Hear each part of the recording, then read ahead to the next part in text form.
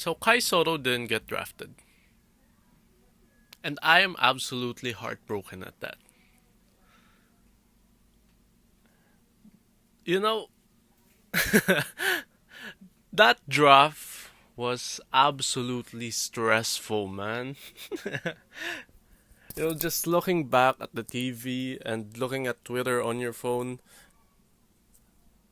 just going through accounts like Woj or Shams, that was stressful, especially when it got to the final, like when it came to the 50s and the final picks of the draft. But it was actually fun seeing Woj and Shams coming up with new words to describe how teams were going to pick someone. You know, the Toronto Raptors are lasering their eyes on Christian Coloco or whatever, or the Miami Heat are absolutely enamored with Nikola Jovic. Yeah, that was actually pretty funny. But being a Filipino basketball fan, it was absolute hell. It was hell, man. 'Cause I knew my heart was racing and I was getting really nervous. I wasn't the one that's getting drafted, man.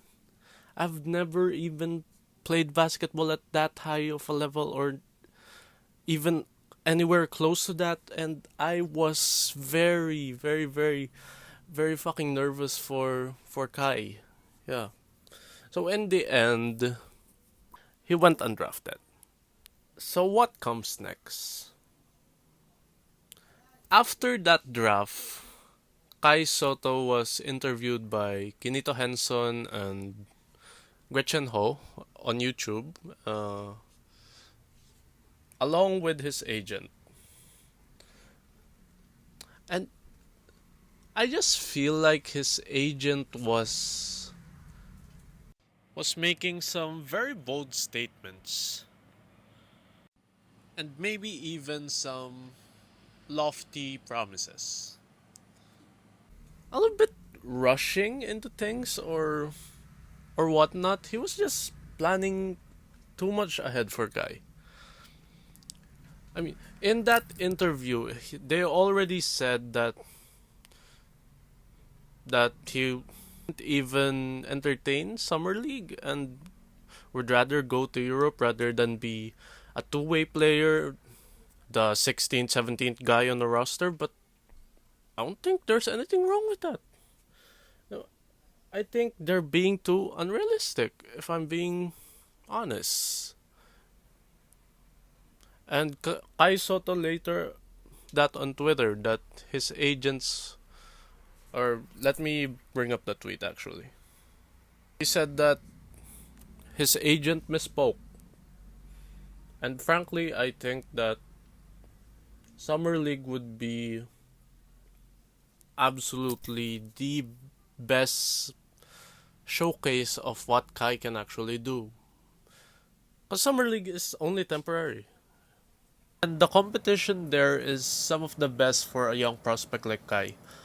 Because there's the drafted, the undrafted, some first year, some second year players, some grizzly old veterans that were trying to make a comeback in the NBA. So there are a lot of top tier talent that is in the summer league. A lot of talent that Kai has never faced before. Seems like his agent already said that he would be putting his priorities into the national team, Gilas Pilipinas. Mm, I think that's okay, especially if he goes to the Asian Cup and not just qualifying, or just any major tournament, not just the World Cup qualifiers. Because Gilas Pilipinas right now doesn't have a center with Angelo Kwame being out with an ACL injury.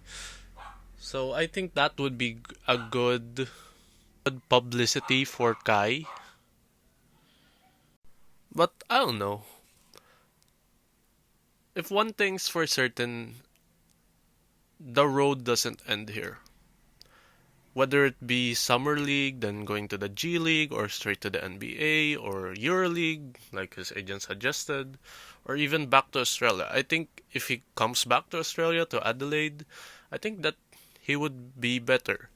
Because Australia has, and the NBL has shown that it is a breeding ground for young talent. I mean, it just shows here, especially in this draft, that talent coming from there have a place in the NBA. I think there was like five five prospects that were drafted from the NBL, which is Usman Zheng, of course, Luke Travers. There was actually only three, four if you would count Dyson Daniels. One of them was the last pick of the draft, which is Hugo Besson, which the Pacers had the pick, you know, the last pick of the draft, and Kai Sotto worked out with the Pacers, but that pick was later traded to Milwaukee, then they selected Besson, so there could have been a chance, but I won't dwell on it too much. I think there are many different ways that Kai could be successful in, especially in basketball, not just in the NBA. And I think that whatever decision he makes or whatever the management makes, although I don't really trust his management, but that's for another time. Whatever decision hopefully is the right one. But overall, this draft was actually pretty good. I was kind of surprised that a lot of teams drafted well. Not many were going as far as to reach or just make stupid picks.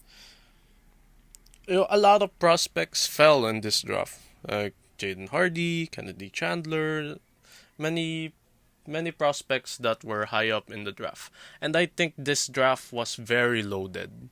Very loaded with quality, maybe role player type in the NBA. Because as we all know, there were only 58 selections, and I think there was more than 160 or 170 applicants in the draft this year. So a large portion of the draft prospects were undrafted.